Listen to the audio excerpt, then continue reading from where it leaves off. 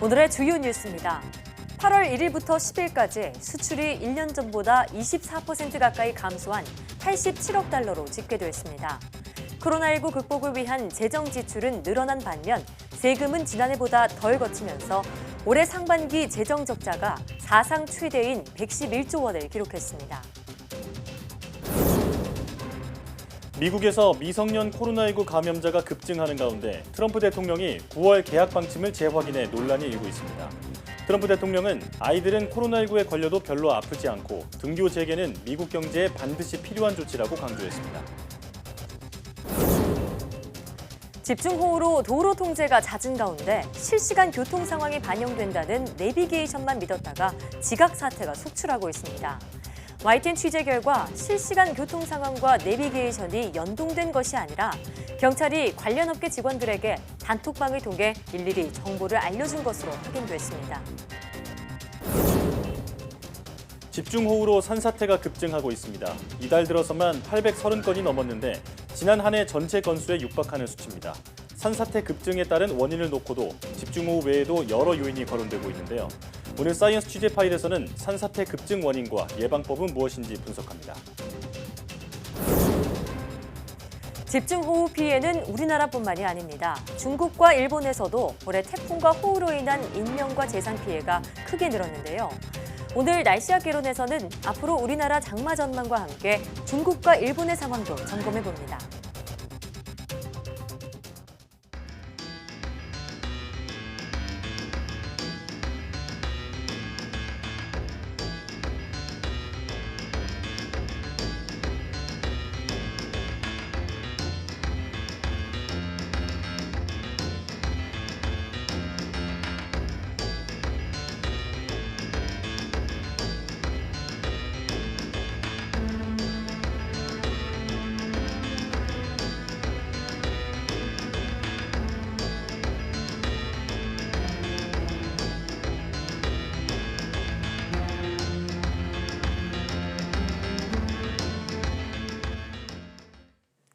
여러분 안녕하십니까? 사이언스 투데이입니다.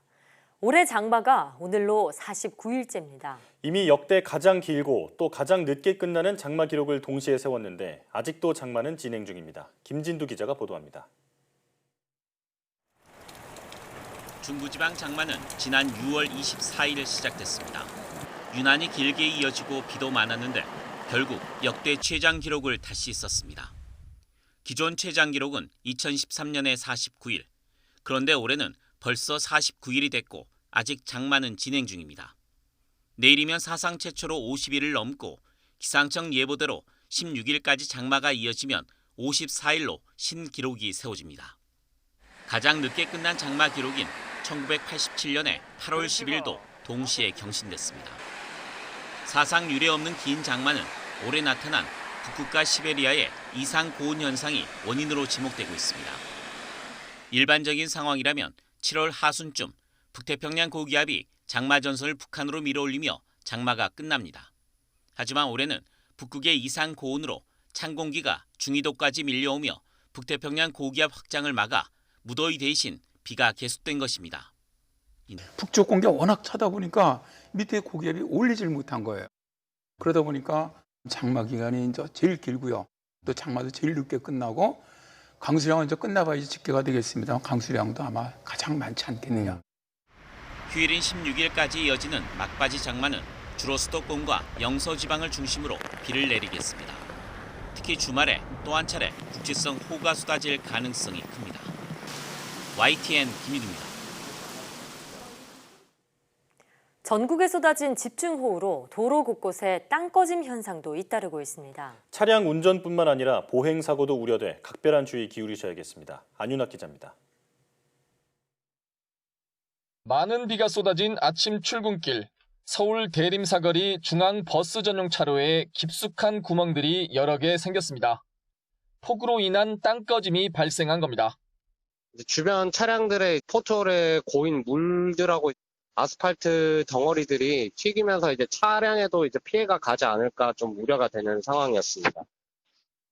인천 서구 연희동 병원 앞 도로도 한가운데가 움푹 파였습니다. 차량이 피해갈 수 있도록 급한 대로 쓰레받기를 올려놨지만 점점 내려앉은 땅엔 아예 구멍이 나버렸습니다. 야, 뚫렸어. 더 뚫렸어, 형, 지금. 차가 또 밟고 와서 뚫린 거야. 이 때문에 지나가던 자동차의 타이어가 망가지는 사고도 났습니다. 국도에도 폭탄이 떨어진 듯 대형 싱크홀이 생겼습니다.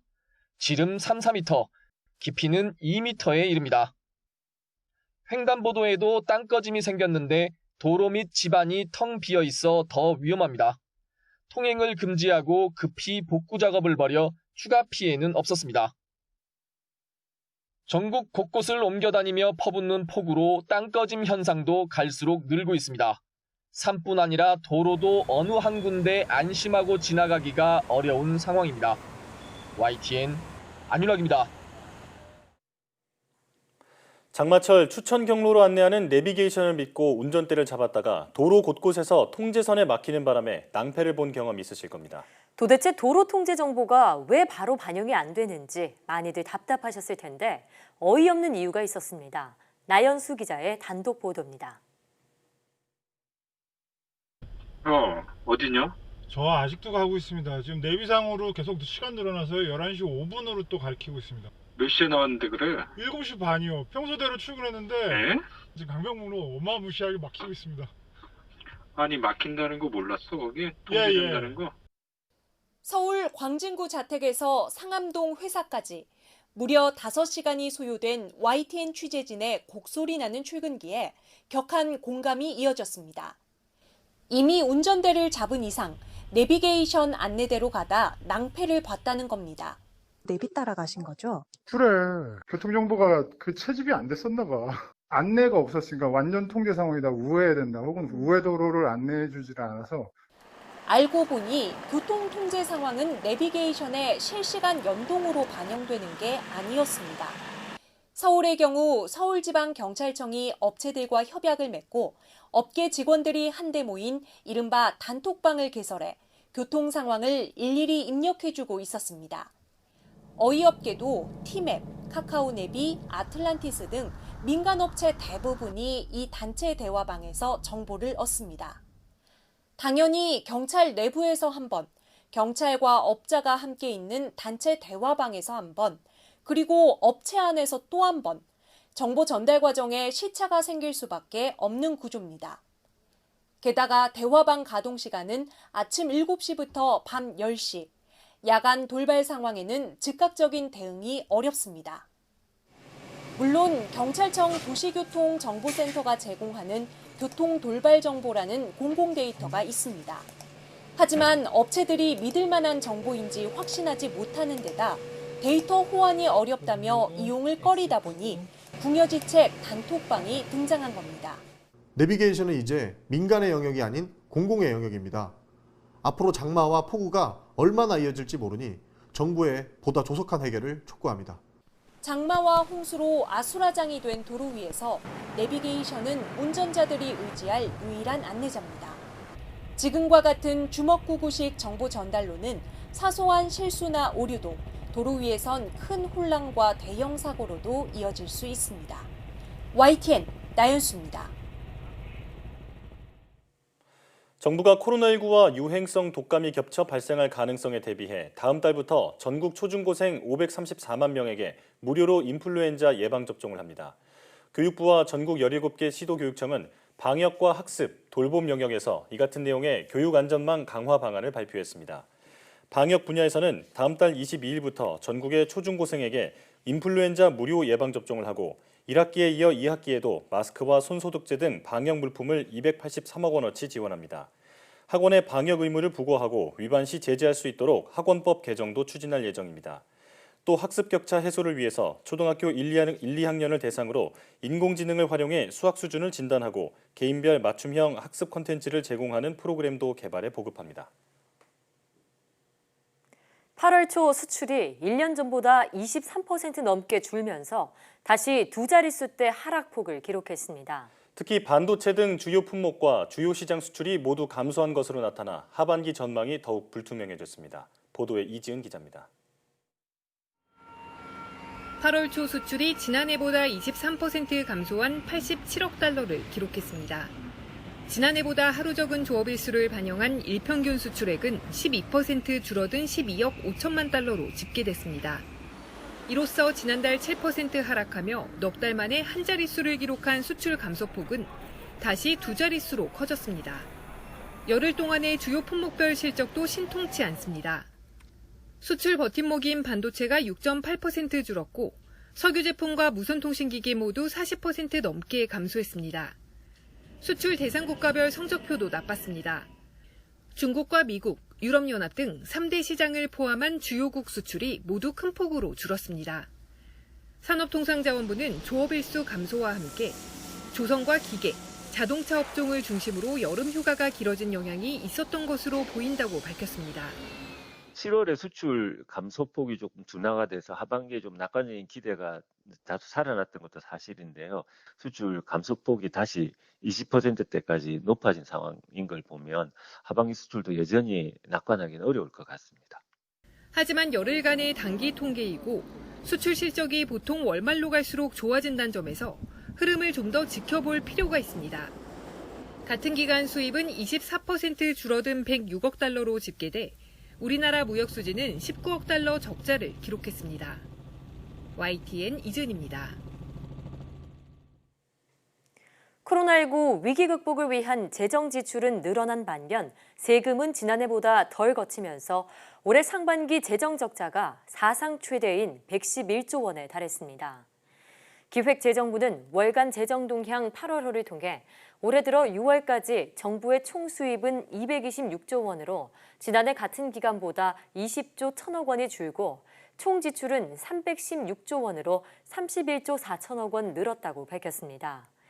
이에 따라 총 수입에서 총 지출을 뺀 통합재정수지 적자는 90조 원으로 늘었고 통합재정수지에서 4대 보장성 기금을 제외해 실질적인 재정 상태를 보여주는 관리재정수지는 관련 통계 작성을 시작한 지난 2011년 이후 가장 큰 규모인 110조 5천억 원을 기록했습니다.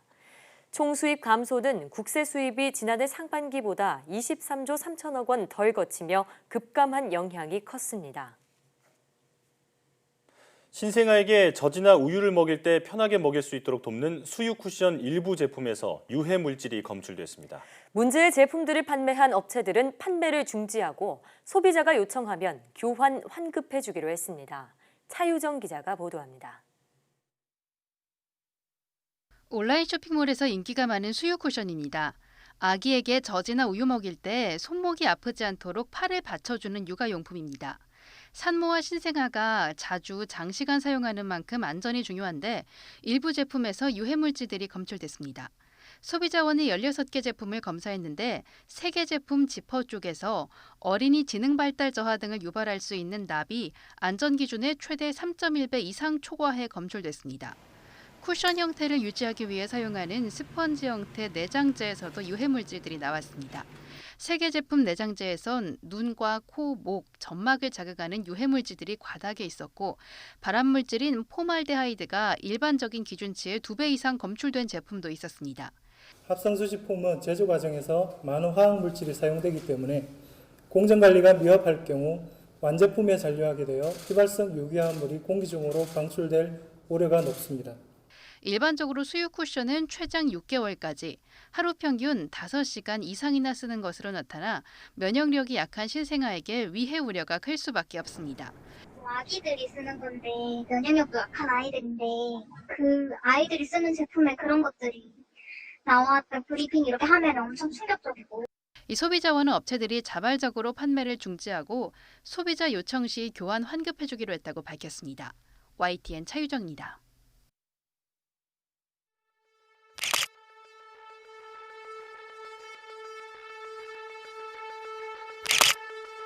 호우 피해 극심 지역 선포를 제거했습니다.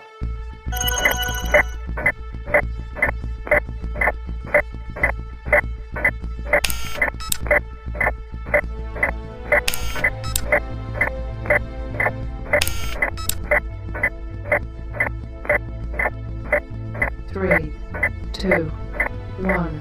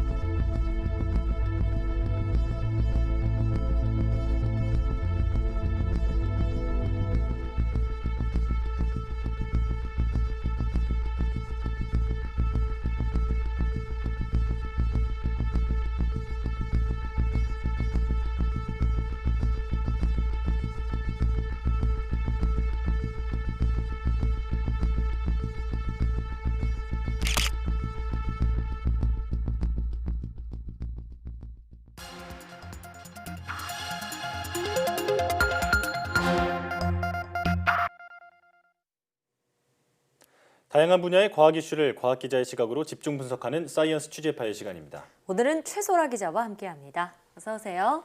안녕하세요. 네, 오늘은 어떤 소식 준비하셨나요? 네, 장마가 계속되면서 전국적으로 피해가 심각한데요. 폭우로 사망한 사람이 11일 오전 기준으로 40명을 넘어섰고요. 이재민도 7,500명으로 이제 집계가 됐는데요. 예. 특히 산사태로 인한 피해가 심각합니다. 이달에만 산사태 830여 건이 발생을 했고요. 이는 지난 한 해 동안 전국에서 발생한 산사태 960여 건을 한 달도 안 돼서 따라잡을 기세인 겁니다. 네. 이 사망자 40여 명 가운데 이 3분의 1이 산사태로 숨진 것으로 알려졌습니다. 예. 이 순식간에 생명과 재산을 빼앗아 버리는 그 산사태를 보니까 정말 무섭다는 생각이 들더라고요. 네. 자, 그런데 이 튼튼해 보였던 산이 왜 순식간에 이렇게 쓸려 내려오는 건가요? 네, 비가 많이 내리면서 흙의 응집력, 그러니까 뭉치는 힘이 약해져서 땅이 무너져 내리는 겁니다. 네, 대부분 아시는 것처럼 산사태는 이 나무와도 관련이 있습니다. 예. 산에 나무가 있으면은 나무 뿌리가 흙을 움켜쥐고 있어서 잘 무너지지 않는데요. 하지만 너무 많은 비가 내리면은 흙이 물을 먹을 수 있는 만큼 물을 먹다가 이 포화 상태가 돼서 흐물흐물해지면서 쓸려서 내려옵니다. 예. 마치 아이스크림을 손으로 잡은 것처럼 이 아이스크림이 점점 손가락 사이로 빠져나가는 것 같은 모양새인 겁니다. 네. 그러니까 나무가 산사태를 방지하는 데 어느 정도 영향은 있다는 건데, 자, 그래서인지 나무를 베어서 태양광 설비가 설치된 곳에 산사태가 발생하자 주범이 태양광 시설이다 이렇게 또 비난하는 목소리가 커지고 있더라고요. 네, 그렇습니다. 보면은 산사태가 정치적 문제로까지 번지는 모습인데요. 예. 일각에서는 이 산사태 원인으로 이번 정부의 주요 정책인 태양광 사업을 지목을 하기도 했습니다. 이 태양광 발전 설비가 산 비탈에 나무를 베고서 설치되는 경우가 많아서인데요. 이 공간이 넓고 약간 또 경사져 있고 또 태양광 패널이 이 때문에 햇빛을 많이 받을 수 있어서 이 산비탈에 발전 설비를 설치하면은 효율이 굉장히 높기 때문입니다. 예. 지금 산비탈에 설치된 이 태양광 발전 설비 보고 계신데요. 이렇게 뭐 피해가 발생을 하는 이 태양광 설비는 지난 9일 오후 기준으로 전국에 12곳 정도의 피해가 발생을 했다고 합니다. 네. 일단 산림청은 태양광 설비와 산사태는 직접적 연관성이 없다는 입장입니다. 이번 장마에 이 전국 평균 강수량이 750mm였는데요. 가장 긴 장마가 있었던 2013년 때보다 2배 정도 더 많아서 전국 어디서나 산사태 위험이 컸다는 겁니다.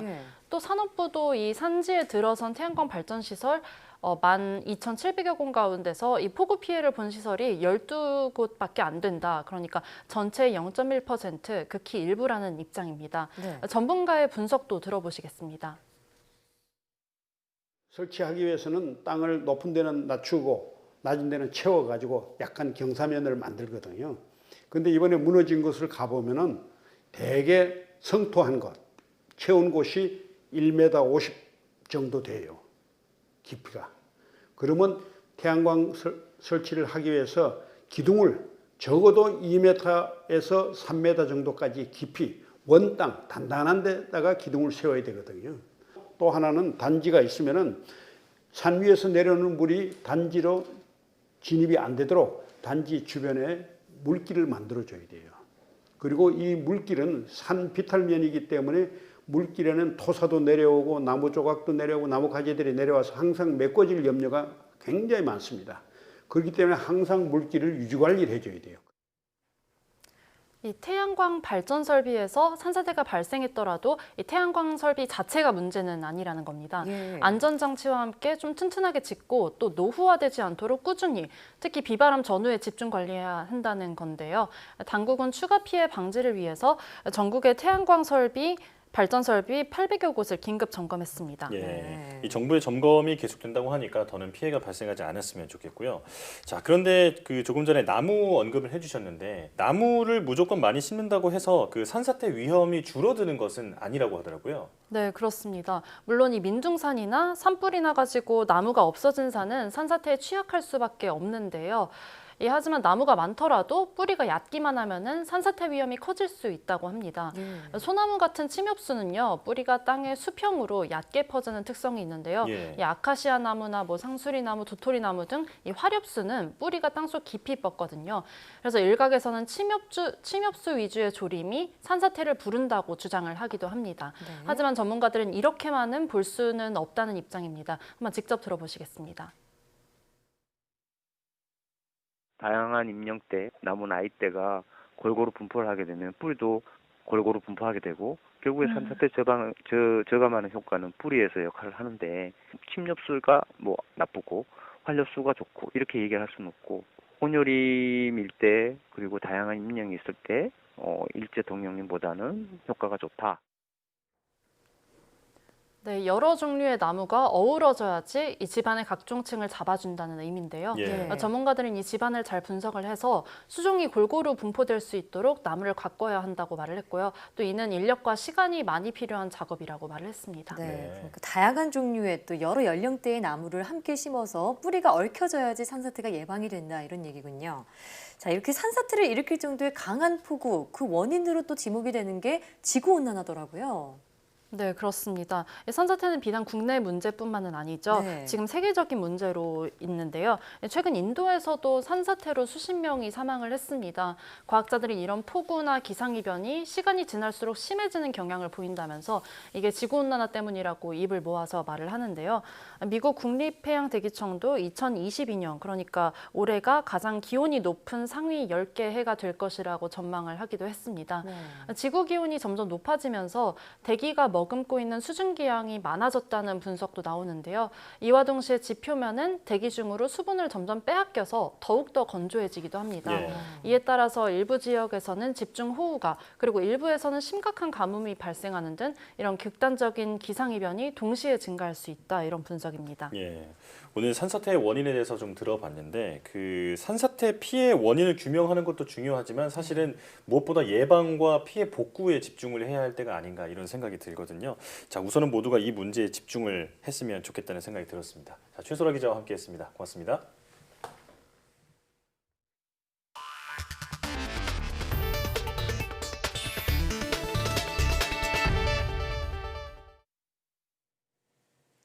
최근 미국에서 미성년 코로나19 감염자가 급증하고 있는데도 도널드 트럼프 대통령이 9월부터 시작되는 가을 학기에 학교를 다시 열어야 한다는 입장을 재확인했습니다. 아이들은 코로나19에 걸려도 별로 아프지 않다며 등교 재개는 미국 경제에 반드시 필요한 조치라고 강조했습니다. 보도에 박홍구 기자입니다.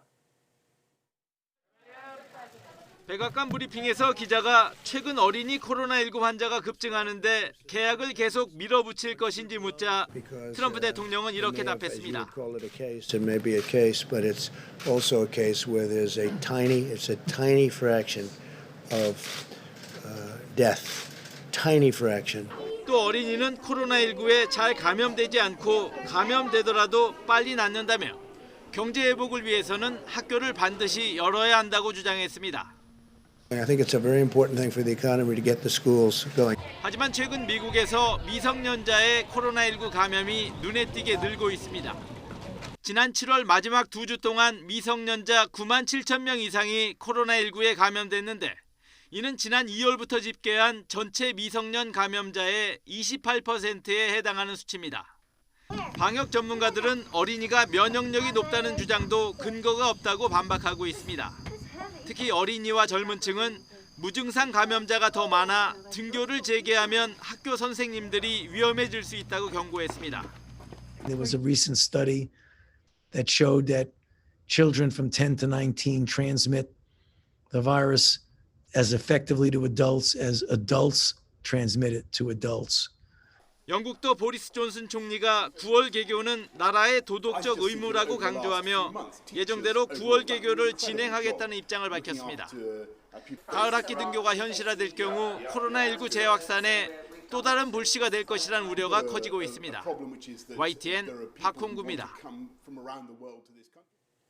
미국 제약사 길리어드 사이언스가 현지 시간 10일 미 식품의약국 FDA에 코로나19 치료제 렘데시비르의 사용 승인을 신청했다고 로이터 통신 등 외신들이 전했습니다. 렘데시비르는 원래 에볼라 치료제로 개발한 항바이러스제로 임상시험에서 환자들의 회복기관을 앞당기는 것으로 나타나는 등 효과를 보여 유럽연합과 호주, 일본 등이 사용을 승인했습니다. 지난 5월 FDA는 렘데시비르의 긴급 사용을 승인했으나 이는 한시적인 조치입니다. 길리어드는 이번에 완전한 사용 승인을 신청하면서 베클룰이라는 제품명으로 출시하겠다는 계획을 밝혔습니다. 스티븐 무누신 미국 재무장관은 코로나19 대응을 위한 추가 경기부양책 협상과 관련해 타협을 위해 더 많은 자금을 협상 테이블에 올릴 용의가 있다면서 이번 주 합의에 이를 수 있기를 희망한다고 밝혔습니다. 문우신 장관은 현지 시각 10일 CNBC와의 인터뷰에서 난항을 겪는 협상과 관련해 대통령은 우리가 지출해야 할 것을 지출하기로 결심했다며 우리는 더 많은 돈을 쓸 준비가 돼 있다고 말했다고 외신이 전했습니다. 문우신 장관은 다만 민주당에 대해 민주당이 합리적으로 나올 용의가 있다면 타협점이 있다고 생각한다며 여전히 해야 할 일이 많다고 단서를 달았습니다. 미국 시카고 최대 번화가에서 심야에 대규모 폭동과 약탈이 일어나 경찰과 총격전까지 벌어졌습니다. 100여 명이 체포됐고 경찰도 10여 명 다쳤습니다. 워싱턴 강태욱 특파원의 보도입니다. 환상의 1마일로 불리는 미국 시카고 도심 번화가 미시간 애비뉴입니다. 입구와 창문이 깨진 곳으로 사람들이 몰려 들어갑니다. 나오면서는 두 팔 가득 물건을 들고 나옵니다. 아예 자동차를 대놓고 훔쳐온 물건을 싣는 경우도 있습니다.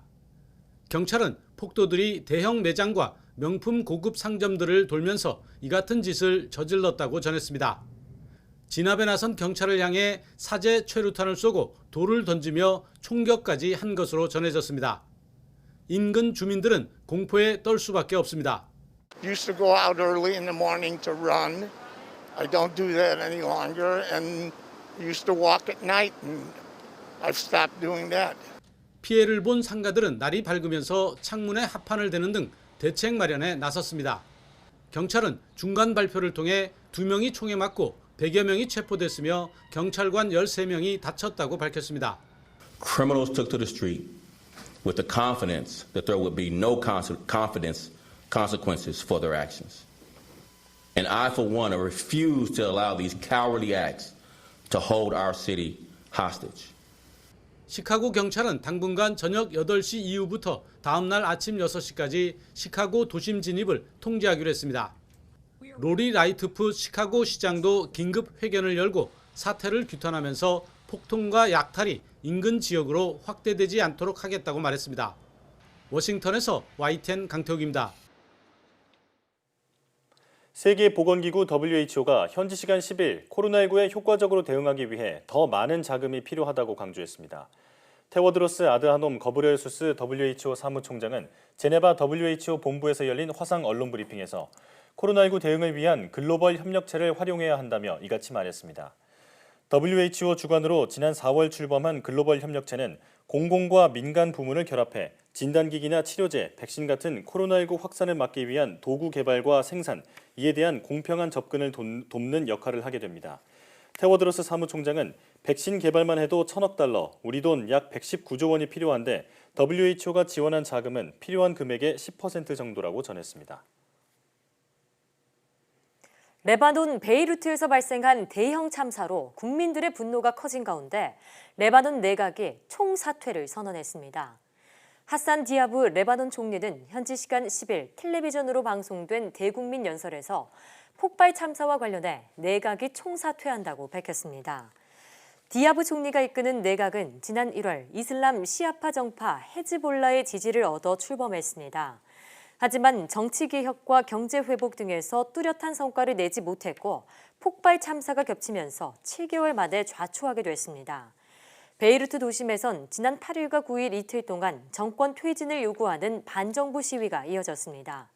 특히 8일 대규모 시위대와 경찰의 충돌 과정에서 경찰관 1명이 숨지고 시위 참가자와 경찰관 230여 명이 부상을 입었습니다.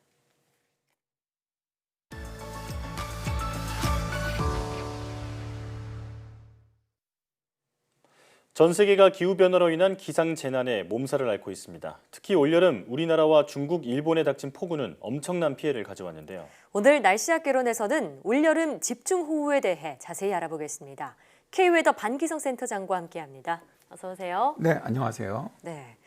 자, 아시아 지역에서 폭우가 가장 먼저 시작한 나라는 바로 중국이었죠. 거의 80년 만에 폭우로 그 피해가 상당했다고 들었는데요. 자세히 전해주시죠. 그렇습니다. 이제 지구 온난화가 조금만 진전돼도 폭염과 폭우 등 극단적 기상현상이 급증할 수 있다. 자, 이거는 이제 미국 스탠퍼드 대학 노아 디페나우 교수가 올해 3월이었죠. 국제학술지에 이런 내용을 게재를 했는데 이 말이 아주 잘 나타나는 곳이 바로 동아시아의 집중호우입니다. 예. 6월 초순에 중국 남부지방에서 시작된 장마가 2달 가까이 이어지면서 엄청난 피해를 기록을 했죠.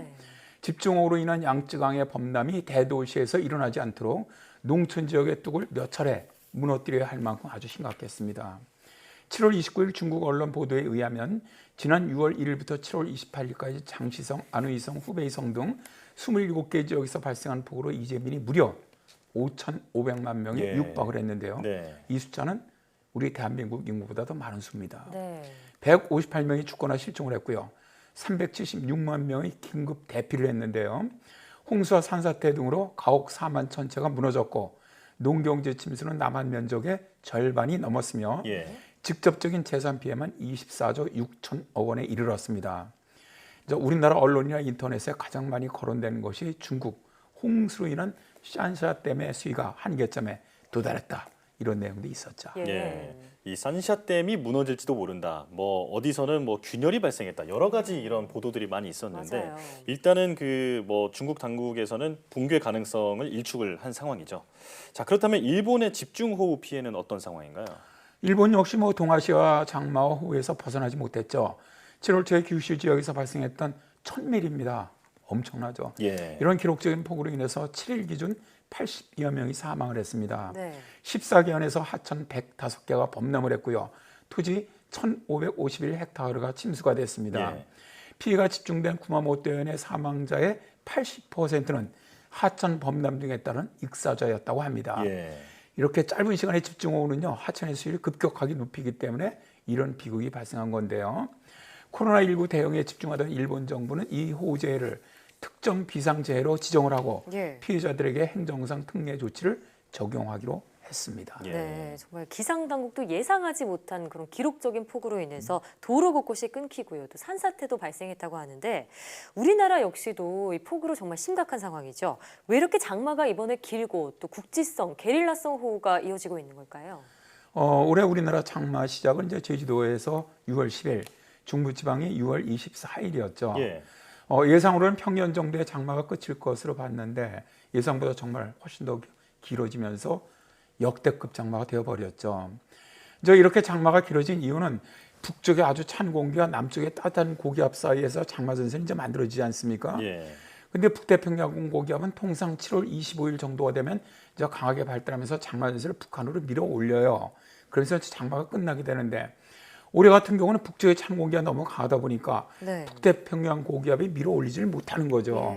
그러다 보니까 이 사이에 만들어진 장마 전선이 우리나라 쪽에 계속 위치하면서 장마 기간이 길어졌던 것이고요. 예. 여기에다 이제 수증기까지 보태지면서 실제로 이제 계속 비가 더 많이 올 수 있는 가능성이 매우 높아졌던 것이죠. 예. 장마 시작이 도대체 언제였는지 가물가물할 정도였는데 맞아요. 6월이었군요. 예. 네. 그렇게 말씀을 듣고 나니까 정말 장마가 오랫동안 이어진다 이런 생각이 듭니다. 자, 그런데 요즘에는 이제 게릴라성 폭우와 그리고 또 폭우가 많이 쏟아지고 있는데 지난 7일부터 광주 전남 지역을 중심으로 쏟아졌던 그 집중호우가 정말 큰 피해를 남겼잖아요. 어떤 상황인가요? 11일이었죠. 중앙재난대책본부, 안전대책본부에서 따르면 지난 7일부터 사흘간 광주와 전남엔 최고 600mm 가까운 비가 쏟아졌거든요. 그래서 13명이 숨지고 2명이 실종됐고 1명이 다쳤죠. 예. 특히 섬진강 제방이 붕괴되면서 전북 남원과 전남 담양, 구례, 경남 산천 등에서 주민 3,540명이 집으로 돌아가지 지금 못하고 있고요. 또 공공시설 피해로는 도로와 교량은 1,489건, 하천 피해는 65건, 산사태는 11건 등으로 집계가 되었습니다. 네, 말씀하신 섬진강 범람으로 마을이 잠기기도 했고요. 또 광주천은 도심을 흐르는 하천이잖아요. 네. 그런데 이 도심 지역에도 정말 많은 피해가 속출했는데 다음은 중부지방의 소식도 살펴보겠습니다. 오전까지 강한 장맛비가 쏟아지다가 소강 상태를 보이는 등 이렇게 집중호우와 소강 상태 좀 반복되는 모습을 보이는 것 같은데 앞으로의 장마 전망은 어떻게 보시나요? 일단 밤에 상당히 강했던 비가 실제로 서울이라든가 경기 지역을 중심으로 굉장히 강하게 내리던 비가 남쪽으로 내려갔죠. 그래서 충청과 전북 지역으로 비가 내렸다 현재는 좀 경상도 쪽으로 빠져나간 상태입니다. 중국 북부지방에 위치한 저기압이 북상하고 또 북태평양 고기압이 확장해서 남쪽에서 올라오던 수증기 공급이 원활하게 되지 않으면서 강수 강도가 약해졌고 현재 경상도 쪽으로 약해지면서 내려갔고요. 다만 이제 남해안 쪽으로는 지금 현재 비가 내리고 있습니다. 올해 기록적 폭우로 본 아주 굉장히 큰 피해를 본 게 경기 남부, 충청 또 호남 쪽으로 아주 정말 매우 강하고 많은 비가 쏟아지고 있어서 정말 추가적인 피해도 우려되는 상황인데요. 올해 장마는 당초 예상보다 더 길어질 전망입니다. 이번 주 금요일까지 장마비 예보가 지금 있었는데 오늘 기상청이 바꿨죠. 일요일까지로. 그러면서 북쪽의 찬 공기가 계속 버티면서 수도권과 강원은 일요일까지도 일단 장마가 이어질 것으로 보입니다. 일요일까지요? 네. 그러니까 중부지방에서 장마 기간이 가장 길었다는 게 2013년이에요. 이때 49일이었는데 올해 중부지방 장마가 6월 24일서부터 시작을 했으니까 오늘 49일째 이어지고 있고요. 저 사상 처음으로 50일이 넘게 이어질 것으로 봅니다. 정말 역대 최장 장마라는 말이 수치를 보니까 더 실감이 됩니다. 자, 그런가 하면 그 5호 태풍 장미가 우리나라를 이제 지나갔는데 바로 소멸하면서 다행히 큰 피해가 발생하지는 않았습니다. 자, 하지만 그 태풍 길이 열려서 앞으로 한반도를 관통하는 태풍이 몇 개 더 올 수 있다 이런 전망이 있는데 이 부분에 대해서는 어떻게 보시나요? 일단 그 서태평양이라든가 이제 우리나라에 영향을 주는 쪽에서 그러니까 이제 우리나라에 태풍이 올라오려면 일단 서태평양이나 이런 쪽에서 태풍이 만들어져야 합니다. 그래 뭐 물론 만들어져야 당연히 올라오게 되는데 현재 어느 정도 만들어지겠느냐?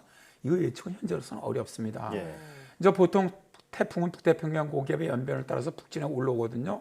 근데 올해 북태평양 고기압 세력이 약해요. 그렇기 때문에 현재 같은 상태라면 일단 태풍이 만들어진다면 우리나라 인근 쪽으로 올라올 가능성은 아주 매우 크다고 볼 수가 있습니다. 자, 태풍 장미에 이어서 제 6호 태풍이죠. 메칼라도 중국 쪽으로 넘어가면서 좀 소멸 수순이다 이런 보도가 전해졌는데 혹시 추가적인 태풍 북상 소식이 있는지 궁금해요. 현재는 뭐 제 6호 태풍은 중국으로 들어가면서 소멸할 것을 일단 보고 있고요. 다음 이제 7호 태풍은 아직은 발생을 안 했습니다. 다만 이제 현재 그 우리나라 쪽으로 가장 올라오는 서태평양 쪽이거든요. 이쪽 해수 온도가 굉장히 높습니다. 그리고 지금 그렇다면 만일 만들어진다면 이번 거는 계속 4호, 5호, 6호는 굉장히 약하게 만들어졌는데 일단 지금부터 만들어진다면 상당히 중대형급 태풍이 만들어질 가능성이 높습니다. 그래서 만일 지금 기간은 현재 우리나라로 올라오는 길이 열려 있는데 만일 중대형급이 만들어진다면 올라올 가능성이 높다고 보고요. 일단 뭐 올해 기상청이 한 2개에서 4개 정도 예상을 했거든요.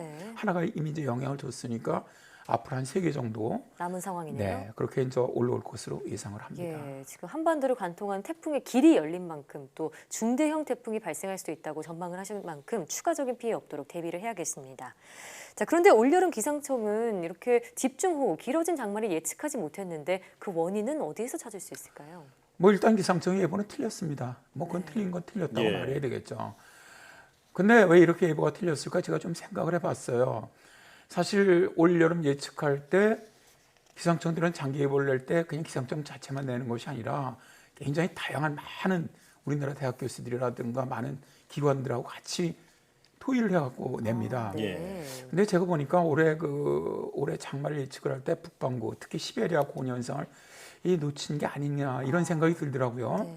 이제 올해 우리나라 또 중국 그리고 일본에 나타난 폭우 같은 경우 지구온난화로 인한 기후변화가 이제 가장 큰 원인이죠. 왜냐하면 이제 북극과 시베리아 지역에 나타났던 이상 고온 현상이 주범이라고 이제 지금 밝혀지고 있는데 그쪽으로 따뜻한 공기가 쌓이면서 공기가 정체했죠. 그러면서 동쪽에서 서쪽으로 움직이는 제트 기류가 남쪽으로 길게 뱀 모양으로 사행을 하면서 내려와서 우리나라, 중국, 일본 쪽에 차가운 공기가 아주 속도가 늦게 이동을 했습니다. 근데 이 한기가 예상보다 너무 강력하다 보니까 북태평양 고기압이 북쪽으로 올라오지 못하고 장마가 굉장히 길어졌고요. 또 비도 이 두 기단 차이의 기온 차이가 크다 보니까 역대급 호우가 발생을 했습니다. 자, 이제 기후변화는 우리가 갈수록 정말 상상할 수 없을 정도의 기상 이변을 가져올 것으로 보고 있고요. 또 당연히 뭐 기습적인 이런 집중호우는 더 많이 발생할 겁니다. 제가 최근에 읽었던 책이 있습니다. 그 책에 나오는 내용 중 이런 게 있습니다. 기후재난 지구를 구할 기술, 그런 마법은 없다. 이게 이제 2050 거주불능 지구라는 책을 쓴 데이비드 월러스 웰즈의 발의인데요. 자, 사실 마법 없거든요. 정말 우리 모두가 힘을 합쳐서 기후변화를 막기 위한 실질적 노력만이 정말 이런 기후재난으로부터 우리를 구할 것이라고 생각을 합니다. 갈수록 날씨 관련해서 역대 최장 그리고 역대 최고, 사상 처음 같은 단어를 점점 많이 듣게 되는 것 같습니다. 맞습니다. 자, 이제는 환경 보호를 넘어서 우리 인류의 생존이 달렸다는 생각으로 환경 보호에 경각심을 가질 필요가 있어 보입니다. 자, 지금까지 K웨더 반기성 센터장과 함께했습니다. 고맙습니다. 네, 고맙습니다.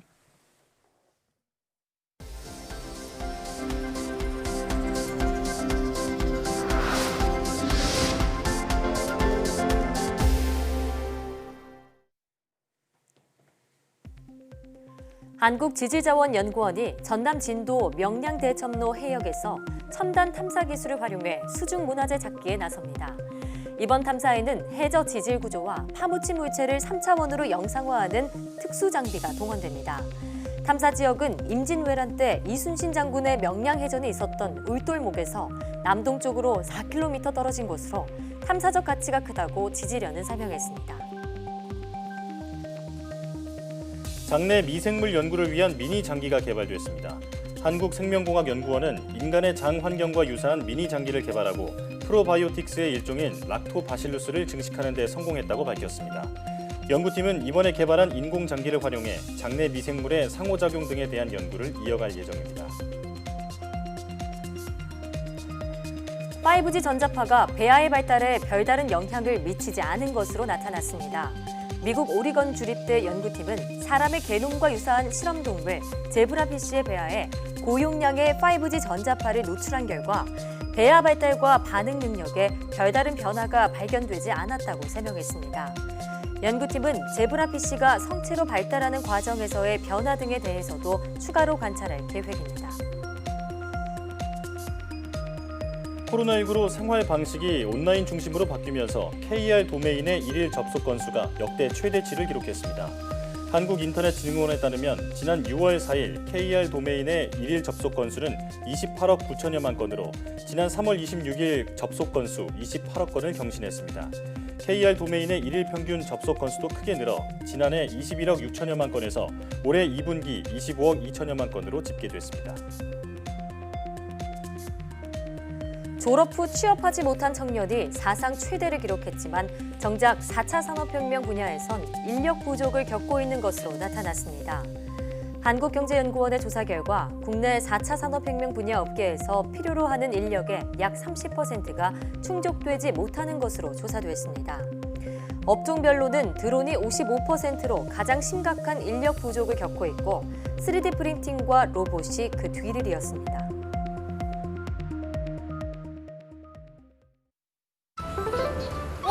우와, 이건 뭐야? 민속촌이다. 좀 모양새가. 난 좀 애 낳을 것 같아. 이렇게 하고 이걸 이런 거예요. 이렇게. 불어는 목소리 잘 풀렸다. 진짜 못한다. 우측서부터 시작하는 거야. 아, 그래요? 진짜 잘했다 이거. 싹 다 뜯어버려. 오 마이 갓드! 이 문턱 때문에 두 분 다 다리가 좀 안 좋으셔서 그게 가장 불편하신 거군요. 저희가 그래서 완벽하게 고쳐서 여기가 아파트보다 낫다라는 생각이 들 정도로 저희가 한번 해보도록 하겠습니다. 아니, 결혼했잖아요. 결혼했습니다. 했는데 섹스한테 말 되게 안 듣겠습니다. 아니요.